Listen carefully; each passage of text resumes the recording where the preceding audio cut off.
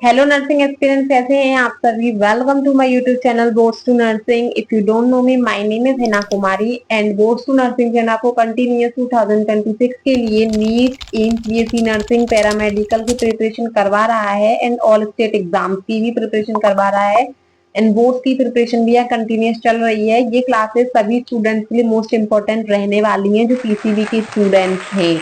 Okay, तो हम लोग पढ़ रहे हैं जेनेटिक्स चैप्टर बायोलॉजी में, जिसमें हमने बहुत सारे कॉन्सेप्ट को क्रिस्टल क्लियर करवा दिया है। अगर आप लोगों ने लास्ट लेक्चर को अभी तक नहीं देखा है तो देख लेना, बट आज की स्टडी थोड़ी सी अलग टाइप से होने वाली है। आज की स्टडी में कुछ ट्विस्ट है, तो लास्ट तक जरूर देखना।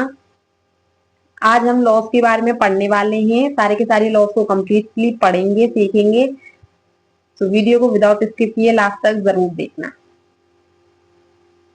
और अगर अभी तक आपने मेरे चैनल को सब्सक्राइब नहीं किया है तो सब्सक्राइब कर लो। एंड अगर आपकी जानकारी में जो कोई भी प्रिपरेशन कर रहे हैं किसी भी मेडिकल एग्जाम की, तो आप उन लोगों को मेरी वीडियो के बारे में जरूर बताना एंड मेरी वीडियो उनको शेयर करना, ताकि उन लोगों को हेल्प मिल सके। क्योंकि यूट्यूब पर free of the cost study करवाई जा रही है, सिर्फ और सिर्फ आप लोगों के लिए।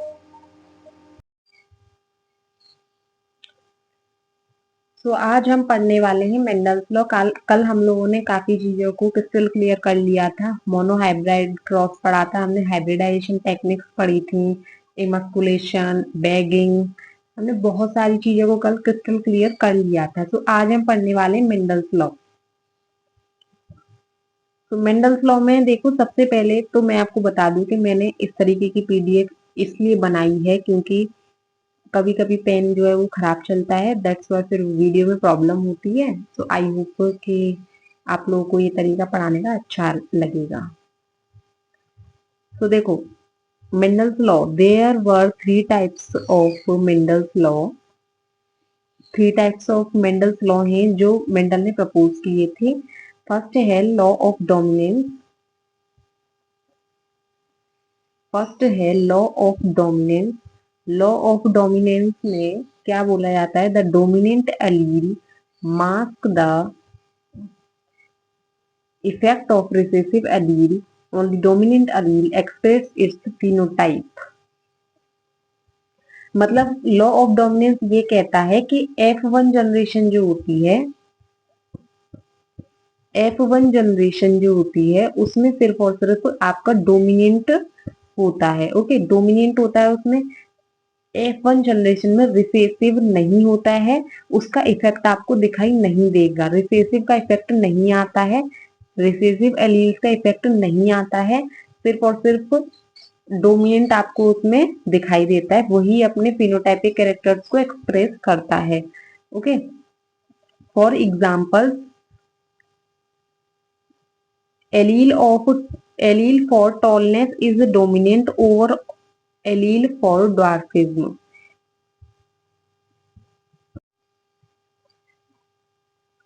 अलील जो होंगे, जो टॉलनेस के लिए जो रिप्रेजेंट किए जाते हैं वो डोमिनेंट होते हैं, एंड जो एलील्स ड्वार्फिज्म के लिए, मतलब जो बौनेपन के लिए जो यूज किए जाते हैं, वो रिसेसिव होते हैं। तो ड्वार्फिज्म नहीं आएंगे, बल्कि टॉलनेस वाले दिखाई देंगे आपको उसमें। तो वो F1 जनरेशन में आपको जो टॉलनेस वाले दिखाई देते हैं, वो उसी को हम कहते हैं law of dominance. Law of dominance कहता है कि वो F1 जनरेशन में सिर्फ और सिर्फ डोमिनेंट कैरेक्टर दिखाई देंगे, रिसेसिव कैरेक्टर आपको शो नहीं होंगे। ओके,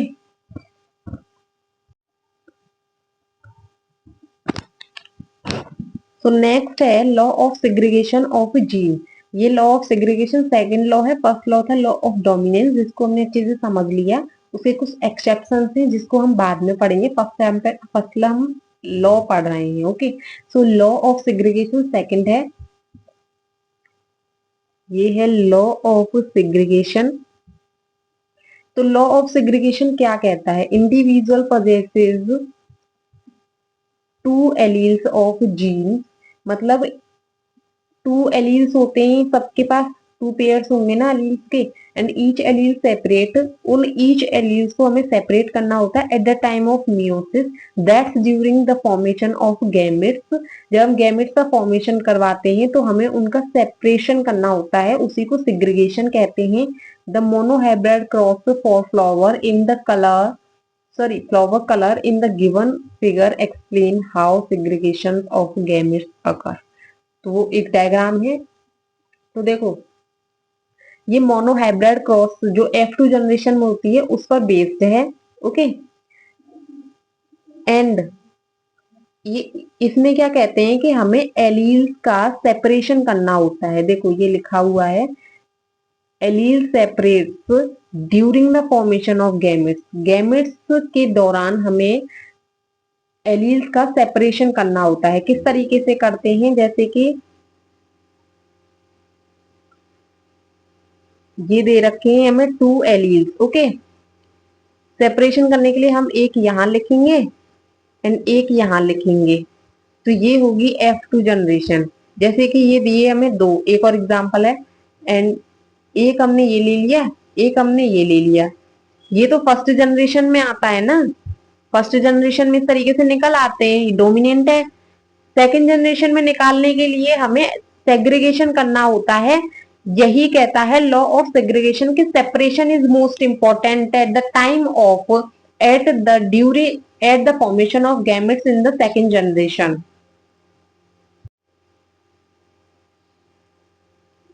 डायग्राम के थ्रू देखो, देखो ये है एक फ्लावर, पेरेंट जनरेशन है, ठीक है, पेरेंट जनरेशन है। तो ये प्योर रेड फ्लावर है। ओके, कौन सा है, प्योर रेड फ्लावर है, प्योर रेड पीस फ्लावर जो भी है। ओके, एंड ये है एक व्हाइट फ्लावर। हमने क्या किया कि इन दोनों के गैमेट्स बनाए, गैमेट्स हमारे आए प्योर के रेड, आर आर आएगा कैपिटल आर, एंड जो रिसेसिव होता है, मतलब जो रिसेसिव होता है, जो टॉल मतलब व्हाइट है, तो इसके हम लेते हैं स्मॉल आर। ओके, अब हमें इसके गेमेट्स बनाने हैं। तो फर्स्ट जनरेशन कैसे बनाएंगे, देखो फर्स्ट जनरेशन बना रहे हैं अभी हम पहले, तो गेमेट्स कैसे बनाएंगे, जैसे कि हमने इधर लिख लिया ये, इधर लिख लिया ये। ओके, एंड इधर है ये, इधर है ये, small R and these are the capital R. Okay, तो एक आर इधर से आएगा, एक आर ये वाला आएगा, एक बन गया, दूसरा इधर से आएगा, दूसरा इधर से आएगा, दो। ओके, फिर ये वाले इस तरीके से बनेगा, फिर ये इस तरीके से बनेगा। तो ये हमें मिल गए फर्स्ट जनरेशन में सारे के सारे रेड कलर के फ्लावर्स हैं। फर्स्ट जनरेशन में आपको इमेज से दिखाई दे रहा है कि सारे के सारे रेड कलर के फ्लावर्स हैं। कैसे कलर के फ्लावर हैं, सारे के सारे रेड कलर के फ्लावर्स हैं। यस, फर्स्ट जनरेशन में मैंने लॉ ऑफ डोमिनेंस पढ़ाया था, वो फर्स्ट जनरेशन के ऊपर बेस्ड था। तो उसमें मैंने बताया था कि सारे के सारे डोमिनेंट कैरेक्टर शो करेंगे। डोमिनेंट कैरेक्टर कैसा है, रेड। तो किसी ने भी व्हाइट कैरेक्टर नहीं लिया है, किसी के पास व्हाइट कैरेक्टर है नहीं है। तो ये है हमारी फर्स्ट जनरेशन जहां पर लॉ ऑफ डोमिनेंस का यूज किया गया। ओके, अब आता है लॉ ऑफ सेग्रीगेशन। जब हमारा फर्स्ट जनरेशन में यही निकल के आया है, आर और स्मॉल आर, ठीक है। तो देखो अब हम क्या करेंगे, अब हम सेकंड जनरेशन निकालेंगे, ठीक है। जैसे कि हमने ले लिए यही दोनों फ्लावर लिए इसी जनरेशन के, फर्स्ट जनरेशन के हमने फ्लावर लिए हैं, फर्स्ट जनरेशन के फ्लावर ले लिए, ये रहे, ठीक है। तो फर्स्ट जनरेशन फ्लावर के मैंने बताया लॉ ऑफ सेग्रीगेशन में कि हमें सबसे पहले उनका सेपरेशन करना होता है गैमेट्स फॉर्मेशन के लिए। तो देखो मैंने सेपरेशन कर दिया, अलग अलग, दोनों अलग अलग कर दिए। अब फिर से जैसे हमने इस वाले बॉक्स में बनाया था उसी तरीके से हम यहाँ बनाएंगे। तो देखो सबसे पहले देखो ये वाला आर और ये वाला आर, कैपिटल आर हो गए दोनों, तो क्या हो गया, रेड कलर का फ्लावर हो गया। फिर देखो ये वाला आर आएगा एंड ये वाला आर आएगा यहाँ पर, तो ये देखो एक कैपिटल आर एंड एक स्मॉल आर। इसी तरीके से यहाँ ये आ जाएगा और यहाँ ये आ जाएगा। तो ये है सेकंड जनरेशन। कौन सी generation, second generation. Second generation में क्या दिखाई दे रहा है, थ्री रेड फ्लावर आ रहे हैं एंड एक कैसा फ्लावर आ रहा है, व्हाइट फ्लावर आ रहा है। एक कैसा फ्लावर आ रहा है, व्हाइट फ्लावर आ रहा है। तो ये सेकंड जनरेशन है। तो हमें अब पता चला कि सेकंड जनरेशन को करने के लिए हमको क्या इंपॉर्टेंट होता है, लॉ ऑफ सिग्रीगेशन इंपॉर्टेंट होता है। फर्स्ट जनरेशन शो करता है लॉ ऑफ डोमिनेंस को। I hope it is clear to you all. यहाँ से रेशियो निकल के आता है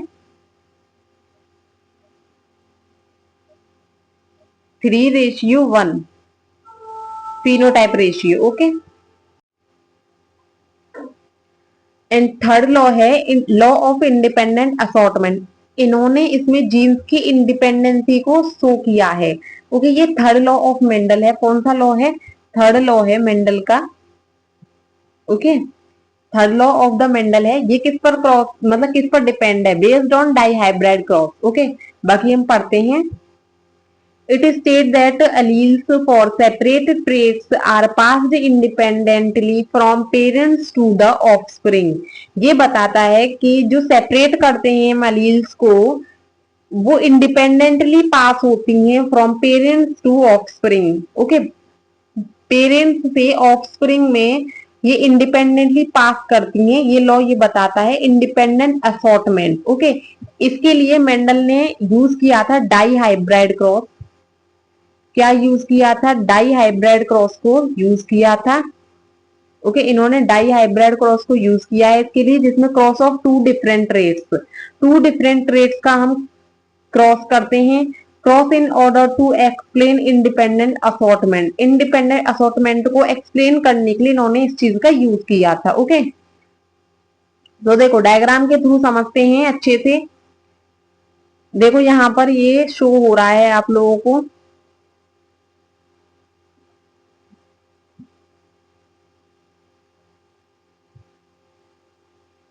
कैपिटल आर जो है वो dominant allele for seed shape के लिए दिया हुआ है, जो कि राउंड है। ओके, एंड स्मॉल आर जो है recessive allele for seed shape के लिए दिया हुआ है, बट रिंकल है। ओके, एंड वाई जो दिया हुआ है कैपिटल, वो सीड कलर के लिए दिया हुआ है, डोमिनेंट है जो कि येलो है। ओके, एंड स्मॉल वाई जो है वो रिसेसिव एलील है, सीड कलर के लिए ही है, बट ग्रीन है।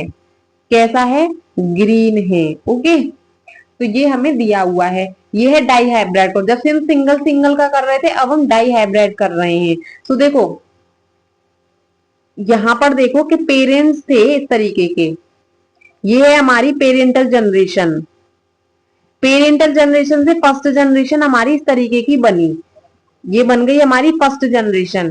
तो इंडिपेंडेंट असॉर्टमेंट में क्या करेंगे, सारे के सारे हमारे इसी तरीके के मिलेंगे हमें। ठीक है, तो इंडिपेंडेंट असॉर्टमेंट में क्या करेंगे हम लोग, इसी का मान लो कि इसी का मल्टीप्लाई इसी से करेंगे। इसी की इस जनरेशन को इसी जनरेशन से मल्टीप्लाई करके हम लोग जनरेशन बनाएंगे। किस तरीके से, देखो अभी।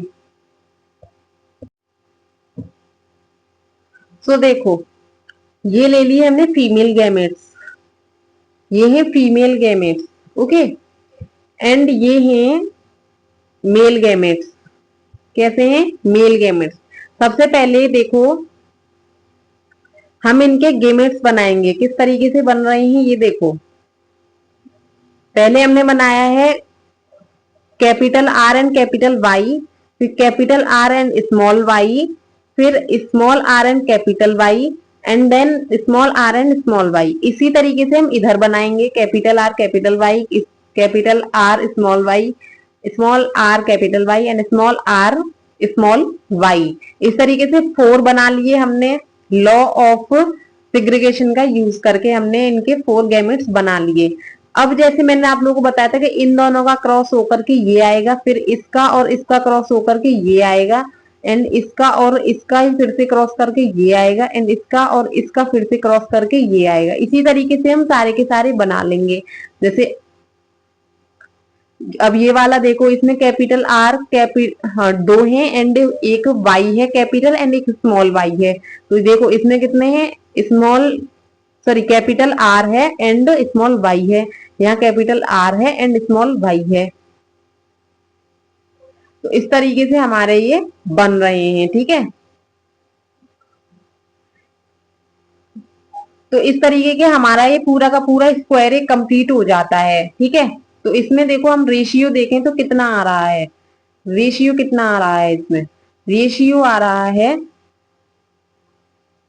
रिजल्टिंग जीनोटाइपिक रेशियो कितना दे रखा है, जीनोटाइपिक रेशियो दे रखा है 9/16, 9/16 दे रखा है आर वाई का, मतलब कैपिटल आर वाई का। ठीक है, फिर 3/16 दे रखा है, फिर 3/16 दे रखा है, और फिर 1/16 दे रखा है। एंड फिनोटाइपिक रेशियो 9/16 दे रखा है, एंड 3/16 दे रखा है, एंड 3/16 दे रखा है, 1/16 दे रखा है। तो इस तरीके का हमारा ये रेशियो इसमें निकल आते हैं, genotypic and phenotypic ratio. Okay,